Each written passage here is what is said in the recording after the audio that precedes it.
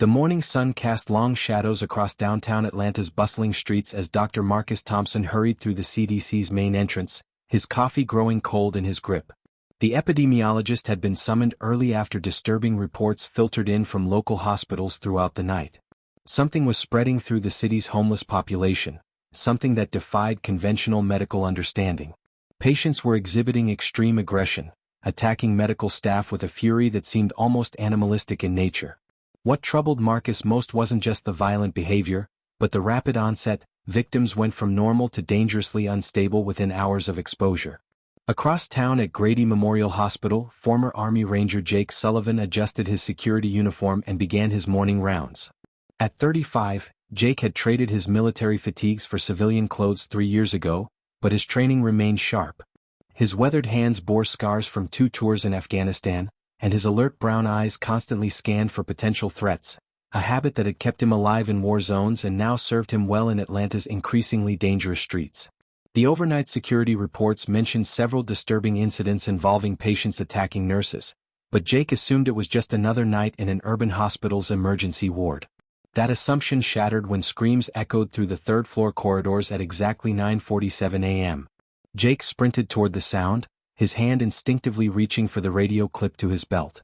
What he found in room 314 would haunt him forever, a middle-aged homeless man, his eyes clouded white, tearing chunks of flesh from a nurse's arm with his teeth.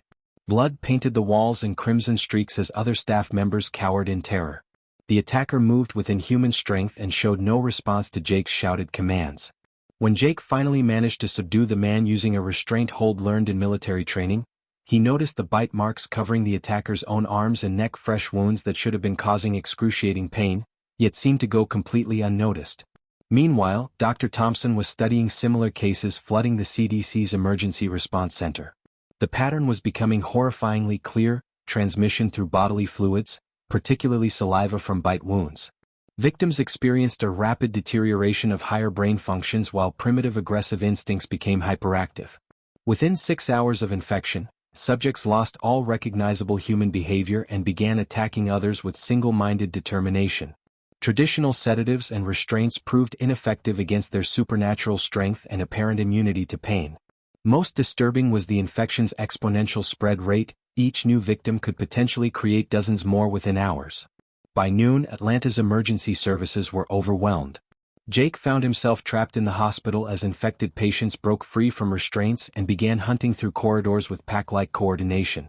He grabbed whatever supplies he could carry: medical equipment, food, and a fire axe from an emergency station, while helping evacuate uninfected staff and patients to upper floors.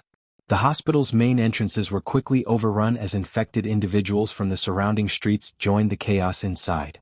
Jake realized that whatever was happening had spread far beyond a single medical facility. Dr. Thompson's evacuation from the CDC came just as infected mobs began surrounding the building. The scientist clutched his emergency research kit containing blood samples and preliminary data as security personnel rushed him toward a helicopter evacuation point. But the landing pad was already under attack by dozens of infected individuals who moved with terrifying coordination despite their deteriorated mental state. The helicopter pilot barely managed to lift off as infected climbers grabbed onto the landing skids, forcing Thompson to make a desperate leap onto a nearby rooftop. The city's first military response arrived within hours, but soldiers quickly discovered that conventional crowd control tactics were useless against infected individuals who felt no pain and showed no fear. Tear gas, rubber bullets, and electric stun weapons had minimal effect on attackers who continued their assault even with multiple injuries. The infection spread through military ranks as soldiers were overwhelmed by sheer numbers and unexpected ferocity. By evening, entire city blocks were burning as emergency services collapsed and normal citizens fled in panic. Jake managed to escape the hospital by rappelling down exterior fire escape ladders, but found the streets below crawling with infected individuals. Their behavior had evolved throughout the day. Early victims retained some human coordination, but newer infections moved with pure predatory instinct. They seemed drawn to noise and movement, hunting in growing packs that swept through neighborhoods like wildfire. Jake took refuge in an abandoned warehouse where he encountered other survivors who would become his core group: Elena Rodriguez, an elementary school teacher who had been evacuating her students when chaos erupted; Bobby Martinez, a mechanic whose garage had become an early battleground; and Ashley Cooper, a 17-year-old whose quick thinking had saved her family before they succumbed to the infection. Dr. Thompson eventually found his way to the same warehouse after witnessing Atlanta's complete breakdown from various rooftop vantage points. His scientific mind reeled at the infection's impossible characteristics, the speed of transmission, the dramatic behavioral changes, and the infected individual's enhanced physical capabilities all suggested something far beyond natural disease. As sirens wailed in the distance and orange flames painted the night sky, Thompson shared his fears with the group of survivors. This wasn't just an outbreak, it was the complete collapse of everything they had known as normal civilization. The warehouse's steel walls provided temporary safety, but everyone understood it was only a matter of time before the infected found them. Through broken windows, they could see shambling figures moving through the streets in ever-growing numbers. The infected seemed to be drawn toward any sign of human activity, and their relentless searching suggested an intelligence that went beyond mere animal instinct. As the first night of the apocalypse deepened around them, the survivors began planning their escape from a city that was rapidly becoming a tomb for millions of Americans. 2 weeks had passed since Atlanta fell, and the silence was almost worse than the screaming had been. Jake crouched beside a shattered storefront window, peering through his binoculars at the interstate that stretched toward the horizon like a graveyard of twisted metal and abandoned dreams. The highway was clogged with thousands of vehicles, their doors hanging open like broken wings, scattered belongings telling the story of desperate families who had fled with nothing but hope and whatever they could carry. Now those same cars served as hunting grounds for the infected, who had learned to hide beneath vehicles and leap out at unsuspecting survivors with terrifying coordination. Dr. Thompson spread his handwritten maps across the warehouse floor, marking locations where government broadcasts had promised safe zones before the radio signals went dead 3 days ago. His usually pristine appearance had deteriorated into a scraggly beard and clothes stained with dirt and worse things he preferred not to remember. The CDC scientist had become their reluctant navigator, using his knowledge of government protocols to guess which facilities might still be operational. Fort Henderson, a military installation 200 miles north, represented their best hope for finding organized resistance and maybe, just maybe, other people working on a cure. Elena sat with Ashley in the corner, quietly teaching the teenager basic medical skills using supplies they had scavenged from abandoned pharmacies. The teacher had appointed herself the group's moral compass, insisting they maintain their humanity even as the world collapsed around them. Her dark hair was pulled back in a practical ponytail, and her gentle hands moved with increasing confidence as she demonstrated how to clean wounds and apply bandages. Ashley proved to be a quick learner, her youthful adaptability helping her absorb survival skills that would have taken adults months to master under normal circumstances. Bobby Martinez worked on their escape vehicles with the focused intensity that had made him Atlanta's most trusted mechanic before the outbreak. He had modified 2 pickup trucks with reinforced bumpers and steel mesh over the windows, creating mobile fortresses that could punch through infected crowds while protecting their occupants. His weathered hands moved with practiced precision as he installed additional fuel tanks and mounted makeshift weapons to the truck beds. The mechanic rarely spoke about the family he had lost in the first days, but his dedication to keeping the group mobile spoke volumes about his determination to prevent further losses. Their departure came at dawn on a Tuesday, when the infected were typically less active during daylight hours. Jake led the convoy in the first truck with Dr. Thompson navigating, while Elena drove the second vehicle with Ashley and Bobby maintaining watch through specially modified firing ports. The streets of Atlanta had become an alien landscape where nature was already beginning to reclaim abandoned buildings. Weeds pushed through sidewalk cracks and wild animals moved through neighborhoods that had once housed millions of people. The infected had largely migrated toward areas with higher concentrations of survivors, leaving behind a ghost city that felt more like an archaeological site than a place where people had recently lived and worked. The interstate proved to be a deadly maze of obstacles and ambush points. Infected individuals had learned to use abandoned vehicles as cover, lying motionless for hours until prey approached close enough to attack. Jake's military training proved invaluable as he identified potential threats and guided the convoy around the most dangerous choke points. They encountered their first major challenge at a bridge crossing where infected had actually worked together to create a barricade using overturned cars, displaying a level of problem-solving ability that terrified the survivors more than mindless aggression would have. Their first encounter with other survivor groups came at a rural gas station where a family had barricaded themselves inside the convenience store. The Hendersons, father David, mother Lisa, and their twin 8-year-old daughters, had been surviving on snack food and bottled water for over a week. David Henderson, a former police officer, initially approached the convoy with suspicion and a shotgun raised, but Elena's gentle diplomacy convinced him they meant no harm. The family's integration into the group brought both hope and additional responsibility, as protecting children in this new world required resources and vigilance they could barely afford. Not all encounters proved so friendly. At an abandoned truck stop, they met a group of survivors led by a man named Victor Cross who claimed to be organizing a new community based on survival of the fittest principles. Cross's followers had taken supplies from weaker survivor groups by force, justifying their actions as necessary for the greater good.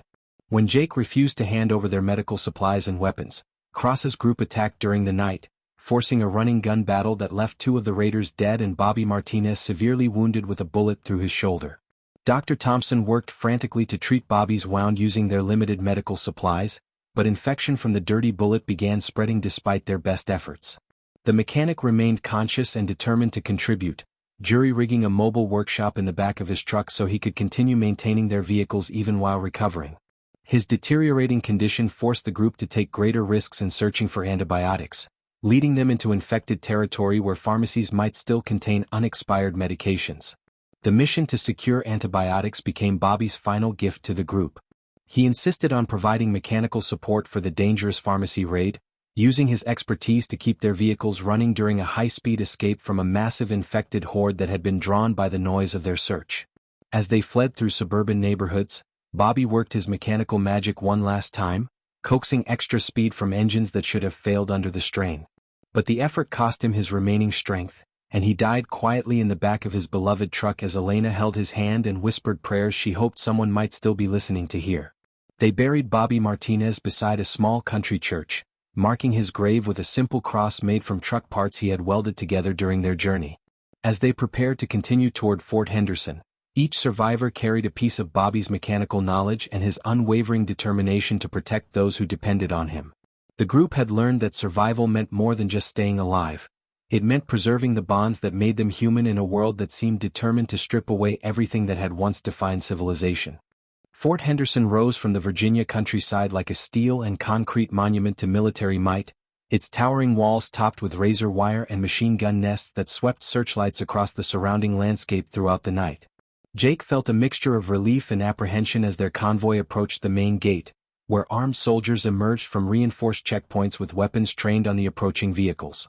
The base represented sanctuary for thousands of refugees, but something about the guards' cold efficiency reminded Jake of prison camps rather than rescue operations. Their leader, a stern-faced sergeant named Williams, conducted thorough searches of both vehicles and passengers before allowing entry, treating the survivors more like potential threats than fellow Americans seeking shelter. General Patricia Hayes commanded Fort Henderson with the iron discipline of a career military officer who had watched civilization collapse around her while struggling to maintain order among increasingly desperate populations. Her silver hair was pulled back in a regulation bun, and her steel-gray eyes showed no warmth as she briefed new arrivals on the base's strict protocols. Refugee quarters were overcrowded barracks surrounded by chain-link fencing, ostensibly for protection but resembling detention facilities more than temporary housing. Food rations were distributed once daily, medical care was limited to life-threatening emergencies, and any violation of base regulations resulted in immediate expulsion into the infected wasteland beyond the walls. Dr. Thompson was immediately separated from the group and assigned to the base's medical research facility, where scientists worked around the clock to understand the infection's mechanisms and develop potential countermeasures. The CDC researcher felt relieved to return to laboratory work, but quickly discovered that Fort Henderson's research priorities focused more on weaponizing the infection than curing it. Military scientists had successfully captured dozens of infected subjects and were conducting experiments to enhance their aggression and control their behavior through various stimuli. The research facility's lower levels housed containment cells where infected individuals were subjected to procedures that made Thompson's stomach turn with their casual disregard for basic human dignity. Elena found herself assigned to the refugee camp's education section, where she attempted to maintain some normalcy for children who had witnessed horrors that would haunt them for life. The makeshift school operated in a converted warehouse where hundreds of children ranging from toddlers to teenagers gathered each day to escape the harsh realities of their new existence. Many students showed signs of severe trauma, some refused to speak, others suffered recurring nightmares, and several displayed aggressive behavior that worried Elena deeply. She worked tirelessly to create structured activities and emotional support systems, But resources were limited and the military administration viewed education as a luxury they could barely afford. Ashley Cooper proved surprisingly adaptable to military life, volunteering for messenger duties that allowed her to move freely throughout the base while observing its operations. The teenager's natural curiosity and small size made her nearly invisible to busy soldiers, enabling her to gather information about the base's true activities. She discovered that General Hayes maintained secret communication with other military installations, coordinating what appeared to be a complete takeover of civilian government functions. The military was essentially establishing martial law across surviving American territories, with Hayes positioning herself as a regional commander in whatever new order emerged from the apocalypse's ashes. Jake's military background earned him assignment to the base's security forces, where he initially felt grateful to return to structured military life after weeks of chaotic survival. However, his relief quickly turned to suspicion as he witnessed the brutal treatment of refugees who questioned base policies or failed to meet impossible work quotas. Soldiers under Hayes' command showed callous disregard for civilian welfare, treating refugees like prisoners rather than fellow Americans deserving protection. When Jake questioned these policies, his commanding officers made it clear that absolute obedience was required, and dissent would result in exile or worse consequences. The Henderson family struggled to adapt to base life, with the twin daughters showing signs of severe psychological trauma from their journey through infected territory. David Henderson's police background made him valuable to base security operations, but his wife Lisa grew increasingly concerned about the military's authoritarian approach to managing refugee populations. The family was separated into different housing units based on security classifications, preventing parents from adequately caring for their traumatized children. When Lisa protested these arrangements, she was assigned to dangerous work details outside the base walls as punishment for her lack of cooperation with essential military operations. Dr. Thompson's breakthrough discovery came when he accessed classified research files that revealed the infection's artificial origin. A military contractor called Helix Dynamics had developed the pathogen as a bioweapon designed to incapacitate enemy populations while leaving infrastructure intact. The project had been funded through black budget appropriations approved by select members of Congress, including Senator William Cross, who now presented himself as a hero working to restore American government. The infection's release appeared to be accidental, but Thompson found evidence suggesting some involved parties might have deliberately triggered the outbreak to advance their own political and financial interests. The base's first major crisis occurred during a supply run to nearby towns, where infected hordes had been growing larger and more coordinated in their attacks. Jake led a convoy of soldiers and refugees tasked with gathering medical supplies from abandoned hospitals, but they were ambushed by what appeared to be strategically positioned infected groups working together with unprecedented tactical awareness. The attack resulted in heavy casualties and the loss of valuable equipment, but more disturbing was the infected individuals' apparent ability to adapt their behavior based on human military tactics they had somehow observed and learned. General Hayes used the failed mission to justify implementing even harsher security measures, including summary execution of refugees suspected of spreading defeatist propaganda or questioning military authority. The base's population was divided into essential personnel who received adequate rations and disposable laborers who were given minimal resources while being forced to perform the most dangerous tasks. Jake realized that Hayes was essentially running a slave labor operation disguised as a refugee camp, using desperate survivors as expendable resources in her quest to establish military dominance over the post-apocalyptic landscape. The growing tension between Hayes' authoritarian policies and the moral convictions of people like Jake, Elena, and Dr. Thompson created an underground resistance movement within the base itself. They began secretly documenting the military's abuses while searching for ways to expose the truth about the infection's origins to other survivor communities. Ashley proved invaluable as a messenger, using her access to different areas of the base to coordinate between resistance members while avoiding detection by Hayes' increasingly paranoid security forces. The Resistance's plans were interrupted when infected hordes began massing outside Fort Henderson's walls in numbers that dwarfed anything previously encountered. The base's lookouts reported thousands of infected individuals moving with coordinated precision, suggesting either evolved intelligence or external control that terrified even seasoned military personnel. As sirens wailed across the base and soldiers scrambled to defensive positions, Jake realized that their sanctuary was about to become a trap from which escape might prove impossible. Part 4, Betrayal in the Ranks, extended 990 words. The massive infected horde pressed against Fort Henderson's outer perimeter like a living ocean of decay and hunger, their collective moaning creating a sound that penetrated steel walls and invaded the nightmares of everyone trapped inside.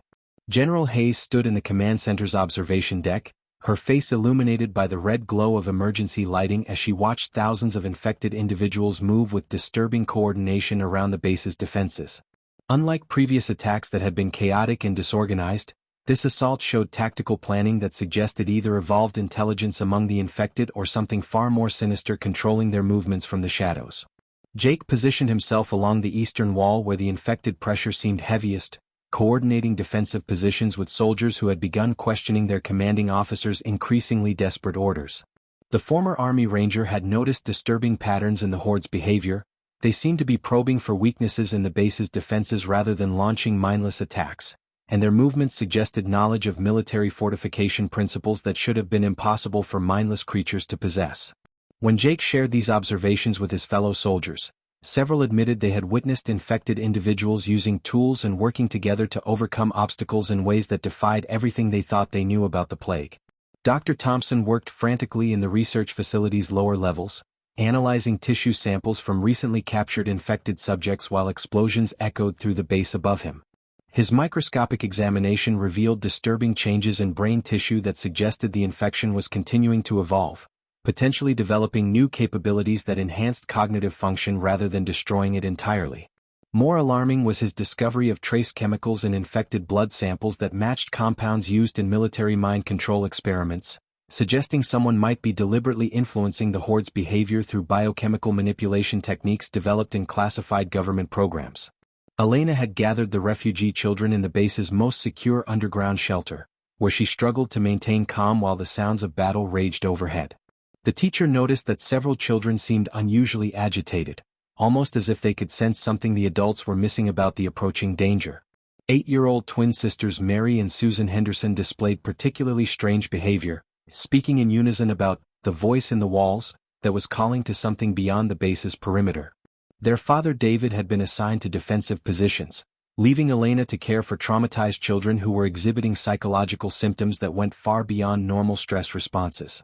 General Hayes revealed her true agenda during an emergency command meeting attended by senior officers and key personnel including Jake and Dr. Thompson.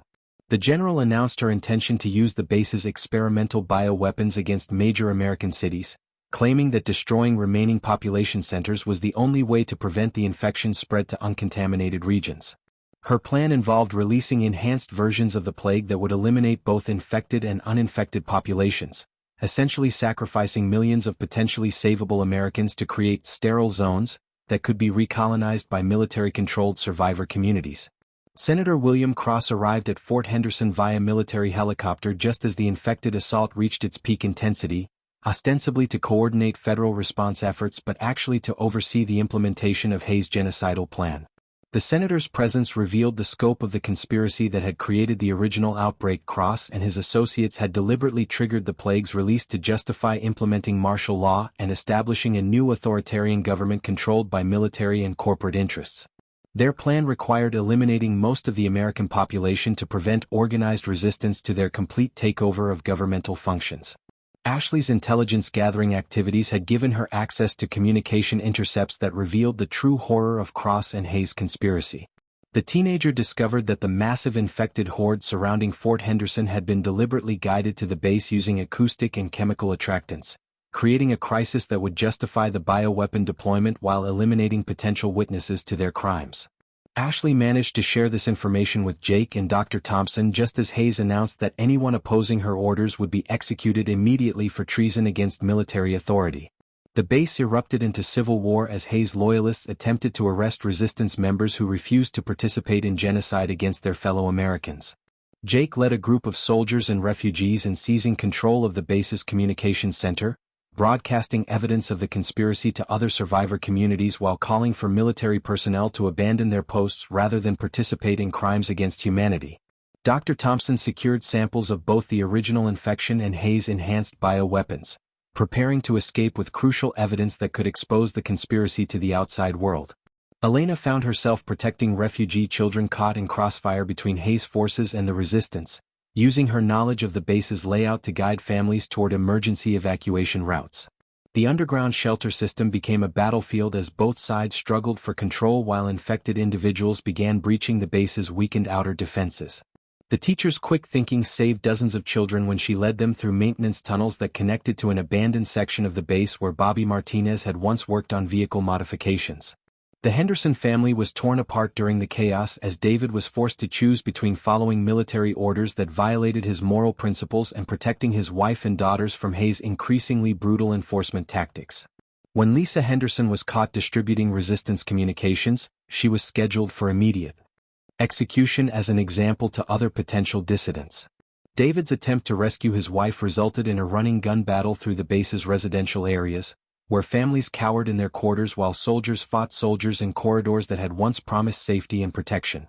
Dr. Thompson made a desperate breakthrough when he discovered that the enhanced bioweapons could be neutralized using a combination of his cure research and specific radio frequencies that disrupted the chemical control mechanisms.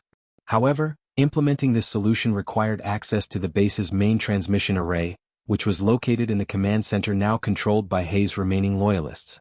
The scientist realized that stopping the genocide would require sacrificing the base's defenses, essentially allowing the infected horde to overrun Fort Henderson while hoping that enough resistance members could escape to warn other survivor communities. The base's final moments came when Jake made the ultimate sacrifice, using explosives to destroy the outer wall's main support structures while the resistance evacuated through hidden tunnels with crucial evidence of the conspiracy. As infected thousands poured through the breached defenses, Hayes and Cross attempted to escape via helicopter, but their aircraft was brought down by Jake's final act of defiance. The explosion scattered the survivors across the Virginia countryside, each carrying pieces of the truth that could either save or damn what remained of American civilization depending on whether they could reach other communities before the conspiracy's remaining agents silenced them forever. Part 5. The Underground Network, extended 990 words. 6 months after Fort Henderson's destruction, the landscape of America had transformed into a patchwork of survivor enclaves connected by dangerous corridors through infected territory and monitored by the remnants of military forces still loyal to the conspiracy. Dr. Thompson emerged from a concealed subway entrance beneath the ruins of Richmond, his once pristine appearance now weathered by months of underground living but his determination stronger than ever. The scientist had spent countless hours in makeshift laboratories hidden beneath the city, working with limited equipment to analyze the bioweapon samples he had rescued from the base while documenting everything he had learned about the infection's artificial origins and potential cures. The underground resistance network had grown from desperate survivors into a sophisticated organization led by former FBI agent Diana Walsh, whose federal law enforcement background provided crucial insights into the conspiracy structure and operational methods. Walsh operated from a command center established in abandoned subway tunnels that stretched beneath multiple cities, where teams of engineers had restored electrical power and communication systems using equipment salvaged from the surface world.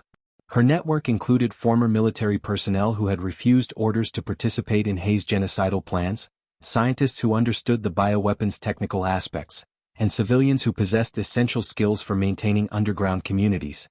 Elena had established the network's education and psychological support division, recognizing that preserving knowledge and maintaining mental health were crucial for long-term survival and eventual recovery. She worked in converted subway cars that served as mobile classrooms, traveling between resistance cells to teach children and train adults in essential skills ranging from basic literacy to advanced technical knowledge needed for rebuilding civilization. The teacher had developed innovative methods for helping trauma survivors process their experiences while maintaining hope for the future, understanding that psychological warfare was as important as physical combat in their struggle against the conspiracy. Ashley Cooper had evolved into one of the network's most valuable reconnaissance operatives, her small size and natural stealth abilities allowing her to move through infected territory and infiltrate government facilities that remained operational. The teenager had mapped extensive routes through subway systems, abandoned buildings, and underground utility tunnels that connected resistance cells across multiple states while avoiding detection by both infected hordes and military patrols. Her intelligence reports revealed that the conspiracy's surviving members were consolidating power in western regions while systematically hunting down resistance members who possessed evidence of their crimes. Diana Walsh's investigation had uncovered the full scope of the conspiracy that extended far beyond Senator Cross and General Hayes to include corporate executives, military contractors, and government officials who had planned the outbreak as part of a coordinated effort to overthrow American democracy. The FBI agent's files revealed that Helix Dynamics had been developing bioweapons for years with funding from black budget programs, while co-conspirators in Congress had prepared legislation that would establish martial law and suspend constitutional rights in response to national emergencies. The plague's release had been deliberately timed to coincide with election cycles, allowing conspirators to seize power while claiming to restore order to chaos they had created. Dr. Thompson's research had yielded breakthrough discoveries about immune individuals who showed natural resistance to the infection, leading him to develop preliminary treatments that could slow or stop the plague's progression in recently infected subjects. His work required constant movement between resistant cells to gather blood samples from immune survivors while avoiding government forces that sought to capture him for his knowledge of both the cure and the conspiracy's scientific foundations. The scientist had begun training other researchers in his techniques, understanding that distributing knowledge was essential for ensuring the cure's survival even if he was captured or killed. The Resistance's most daring operation involved infiltrating a government laboratory facility where surviving conspirators continued developing enhanced bioweapons for deployment against remaining survivor communities. Ashley led a team through abandoned industrial complexes to reach the facility's outer perimeter, where they discovered that military forces were conducting experiments on captured resistance members to test new variants of the plague. The mission required precise coordination between multiple cells, with Elena providing psychological preparation for operatives while Dr. Thompson analyzed intelligence about the facility's security systems and research activities. The infiltration revealed that the conspiracy's surviving leadership had developed a new strain of the infection designed specifically to target individuals with natural immunity, effectively eliminating the human population's last defense against the bioweapon.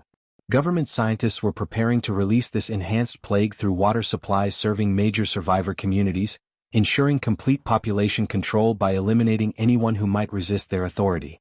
The discovery forced the resistance to accelerate their timeline for exposing the conspiracy while developing countermeasures against the new bioweapon variant.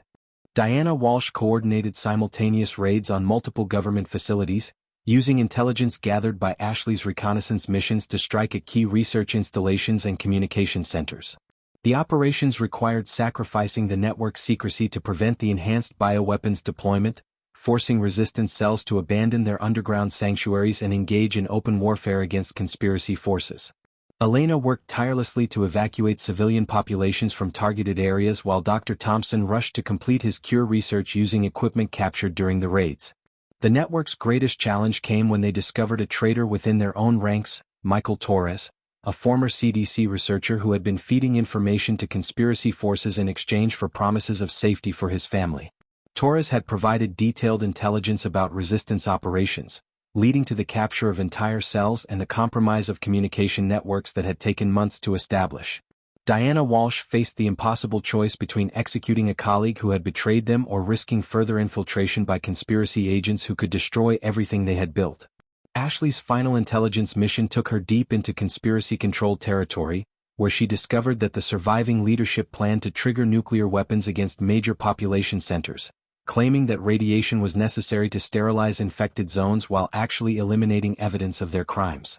The teenager barely escaped with proof of the nuclear plot, racing through infected tunnels while government forces pursued her with orders to capture or kill the Resistance's most effective spy. Her successful return with crucial intelligence set the stage for the Resistance's most desperate gamble, preventing nuclear genocide while exposing the truth to any Americans who remained alive to hear it. The underground network had transformed from a collection of desperate survivors into America's last hope for preserving democratic values and constitutional principles in the face of totalitarian conspiracy. As they prepared for their final confrontation with the forces that had destroyed their nation, each resistance member understood they were fighting not just for survival, but for the soul of American civilization itself. Part 6. The Immune, extended 990 words. The Rocky Mountains of Colorado rose like ancient guardians around the hidden valley where Tom Bradley had built something unprecedented in the post-apocalyptic world, a thriving community of naturally immune survivors who had learned to coexist with the infected rather than simply fighting them. Dr. Thompson felt his breath catch as he crested the mountain pass and saw the settlement spread below, where solar panels gleamed on cabin roofs and gardens flourished in terraced plots that demonstrated humanity's enduring ability to create beauty even in the darkest times. The rancher who greeted their resistance convoy was a weathered man in his 50s whose calloused hands spoke of decades working the land, but whose clear blue eyes showed the sharp intelligence that had kept his people alive when the rest of America fell to chaos. Tom Bradley's daughter Katie emerged from the community's medical center where she had been treating a group of recent arrivals who showed varying degrees of infection resistance. The young woman possessed her father's practical wisdom combined with formal medical training that made her invaluable in understanding the physiological mechanisms behind natural immunity. Katie had documented dozens of immune individuals, creating detailed medical records that revealed patterns Dr. Thompson had only theorized about in his underground laboratory research. Her work suggested that immunity wasn't simply a genetic lottery, but involved complex interactions between genetic predisposition, environmental factors, and possibly even psychological resilience that determined who survived exposure to the bioweapon. Elena marveled at the community school, where immune children learned alongside those who showed partial resistance, creating an educational environment that prioritized practical survival skills while maintaining academic subjects that would be essential for rebuilding civilization.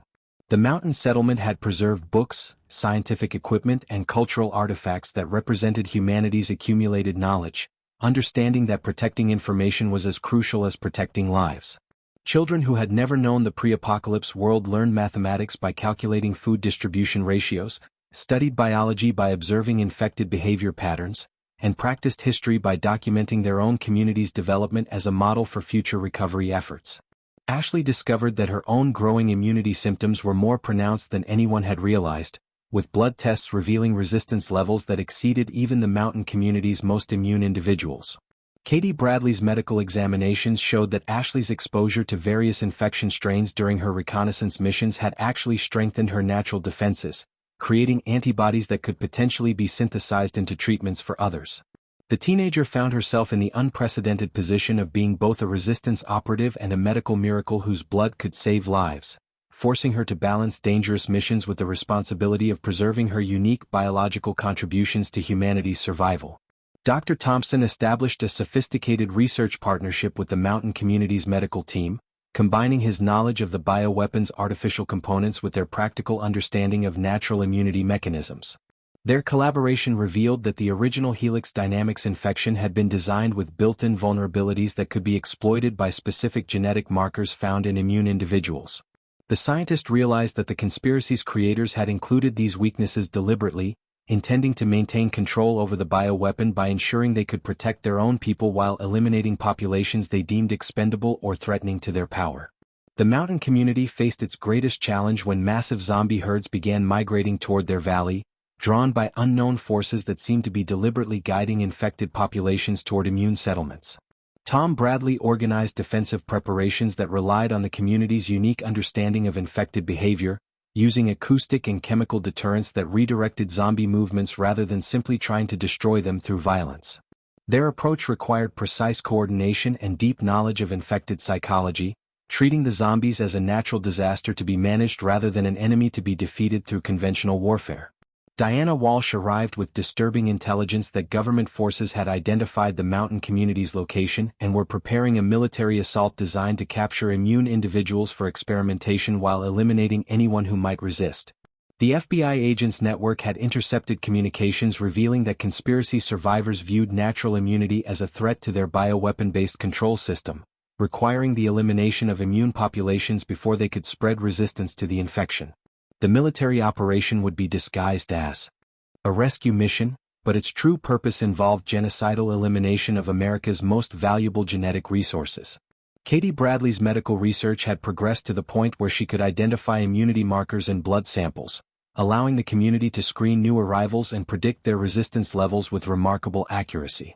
Her work revealed that immunity often manifested in family groups, suggesting genetic components that could be preserved through careful population management and selective breeding programs that sounded disturbingly clinical but represented humanity's best hope for long-term survival. The young doctor struggled with the ethical implications of her research while understanding that preserving immune genetics was essential for preventing human extinction. Elena worked with the mountain community's children to document their unique experiences and perspectives, recognizing that these young people represented the first generation of post-apocalypse Americans who might rebuild civilization using different principles than those that had led to the original catastrophe. Their stories revealed remarkable adaptability and wisdom beyond their years, with survival skills and moral clarity that offered hope for creating a better society than the one that had been destroyed.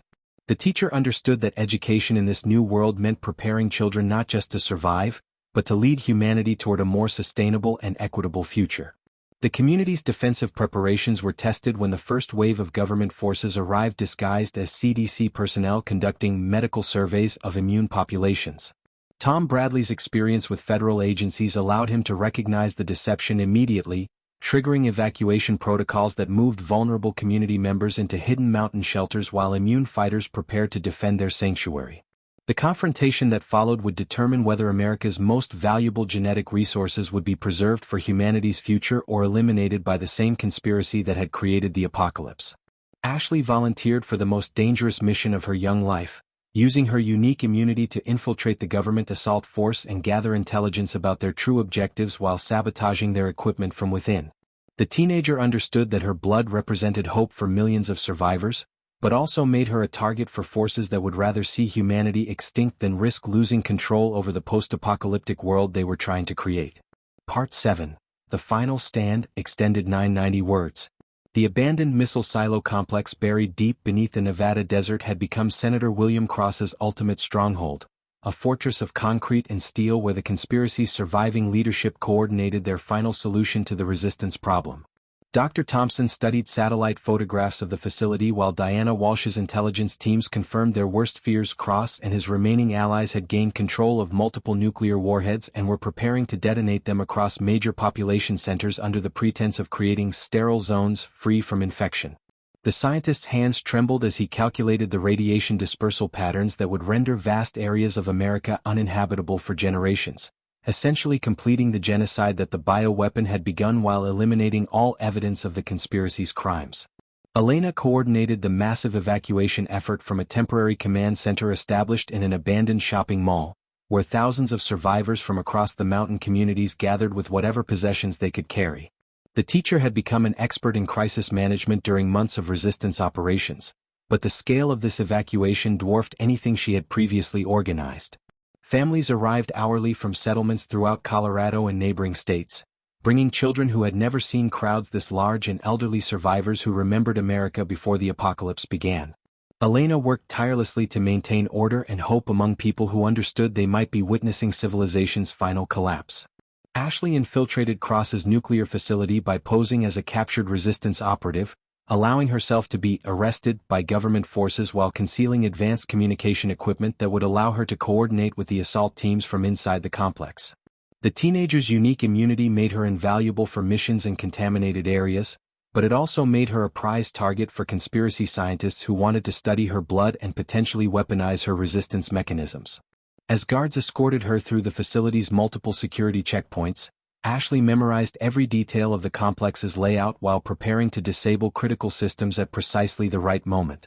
Diana Walsh led the Resistance's main assault force through desert terrain that offered little cover from government surveillance systems, relying on electronic warfare specialists who had learned to jam military communications and redirect automated defense systems. The FBI agent understood that this mission represented their only chance to prevent nuclear catastrophe, but success required coordinating simultaneous attacks on multiple targets while protecting civilian populations from both military forces and the massive zombie herds that continued migrating toward populated areas. Her tactical planning had to account for three separate enemies: Cross's military forces, the infected hordes, and time itself as nuclear launch sequences approached their irreversible activation points. Dr. Thompson's breakthrough came when he realized that the same radio frequencies used to control infected populations could be weaponized against the conspiracy's electronic systems, potentially disabling nuclear launch mechanisms while simultaneously disrupting the bioweapon's behavioral programming. The scientist worked frantically to calibrate transmission equipment captured from government facilities, understanding that precise frequency modulation was essential for avoiding accidental detonation of nuclear warheads while achieving maximum disruption of conspiracy operations. His calculations required accounting for atmospheric conditions, electronic interference, and the complex interaction between artificial infection controls and natural immunity factors.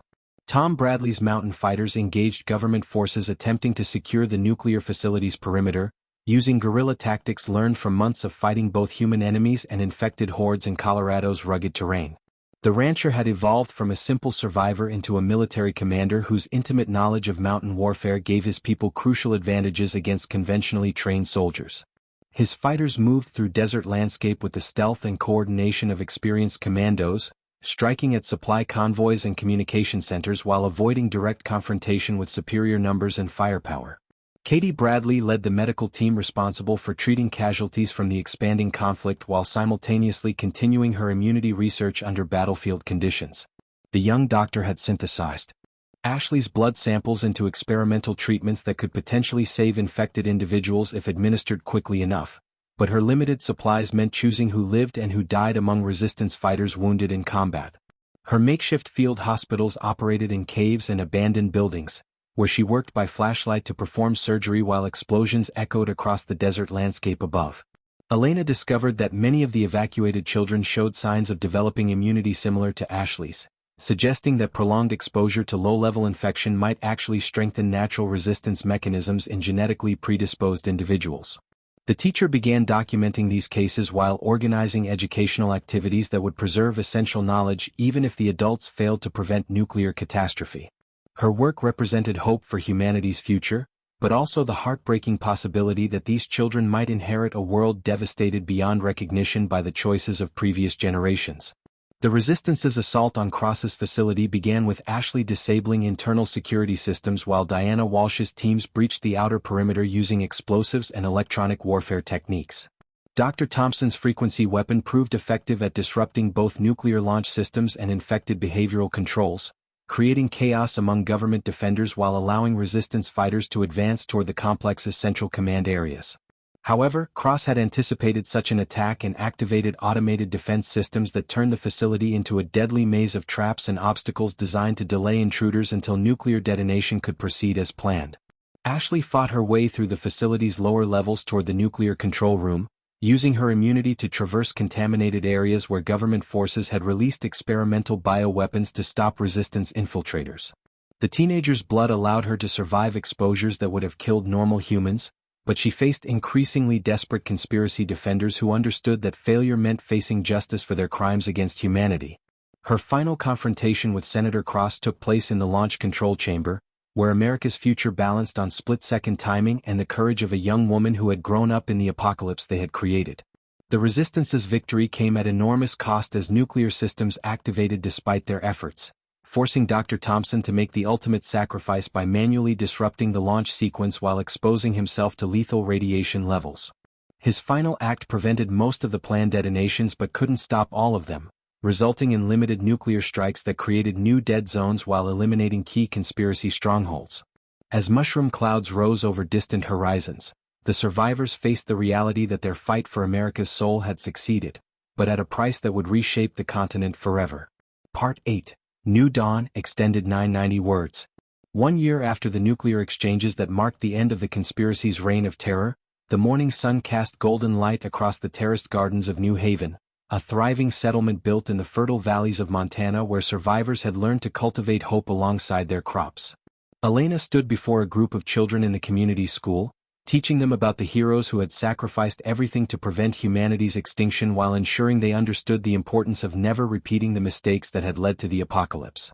The former teacher had become the settlement's education coordinator, establishing learning centers throughout the recovering territories that balanced practical survival skills with the liberal arts knowledge necessary for rebuilding democratic civilization. Ashley Cooper, now 18 and serving as the head of intercommunity communications, coordinated supply runs between the dozens of survivor settlements that dotted the American landscape from coast to coast.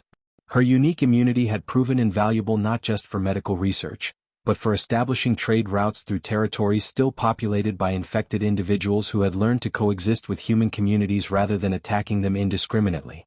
The teenager who had once hidden in Atlanta warehouses now commanded respect from hardened survivors who recognized her as one of the architects of their freedom from tyranny.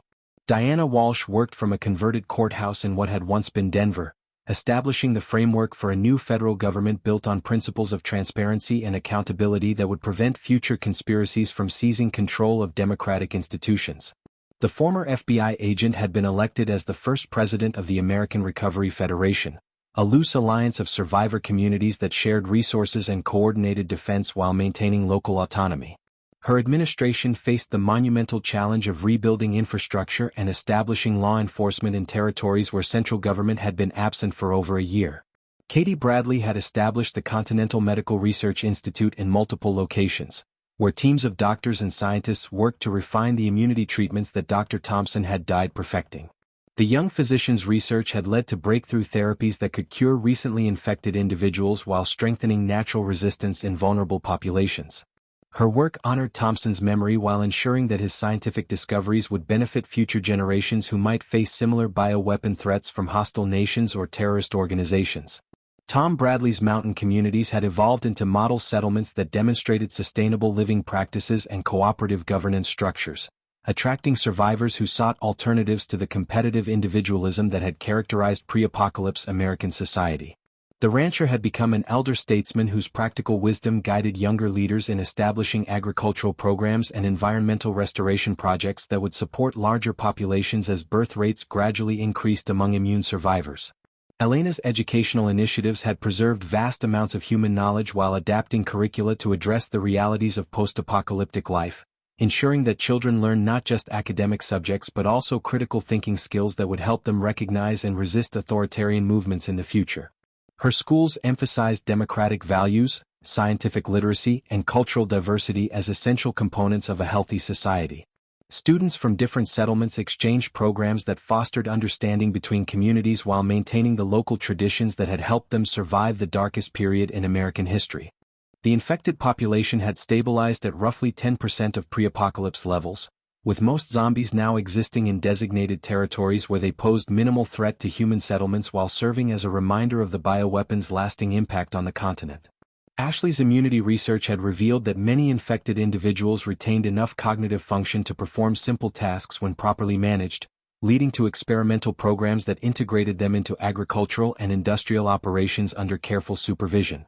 Diana Walsh's government faced ongoing challenges from foreign nations that viewed America's weakened state as an opportunity for territorial expansion or resource exploitation, requiring the development of new military doctrines based on guerrilla warfare and civilian militias rather than conventional armed forces. The president worked with international allies to establish treaties that would prevent other countries from developing similar bioweapons while sharing immunity research that could protect global populations from future engineered pandemics. Katie's medical centers had begun training a new generation of healthcare professionals who understood both traditional medicine and the unique challenges posed by bioweapon survivors, establishing treatment protocols that addressed not just physical symptoms but also the psychological trauma that affected entire communities. Her institutes collaborated with Elena's schools to ensure that medical knowledge was widely distributed rather than concentrated among elite specialists who might abuse their positions. Ashley's communication networks had evolved into a continental information system that connected survivor settlements with real-time updates about weather, security threats, and resource availability while maintaining the decentralized structure that prevented any single authority from controlling information flow. Her work ensured that isolated communities remained connected to the broader recovery effort while preserving their autonomy and cultural distinctiveness. The first anniversary of Dr. Thompson's sacrifice was marked by ceremonies throughout the recovered territories, where survivors gathered to honor not just his memory but all those who had died fighting the conspiracy that had nearly destroyed American civilization. Elena organized educational programs that taught children about the heroes of the resistance while emphasizing that ordinary people could make extraordinary differences when they chose courage over comfort and community over self-interest. As the sun set over New Haven's flourishing gardens, Ashley stood with Elena and Katie on the settlement's observation tower, looking out over a landscape that bore the scars of apocalypse but also showed unmistakable signs of renewal and hope. Children played in streets where zombies had once hunted, families gathered for evening meals that would have been impossible luxuries during the darkest days, and the sound of laughter carried on the wind that had once carried only screams and despair. The America they were rebuilding would never be the same as the nation that had existed before the outbreak, but it carried the potential to become something better, a society that had learned from its mistakes while preserving the democratic ideals and human dignity that had made the original American experiment worth saving. The survivors understood that their work was far from finished, but they faced the future with the knowledge that they had proven humanity's capacity for both survival and moral growth in the face of ultimate adversity.